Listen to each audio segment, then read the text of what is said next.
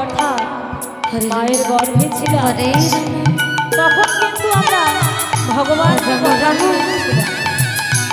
কি কথা দিয়েছিলাম, হে প্রভু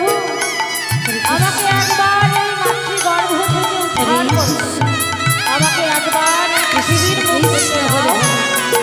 আমি সারা জীবন যতদিন বাঁচব সারা জীবন তোমার সেবা করে যাব।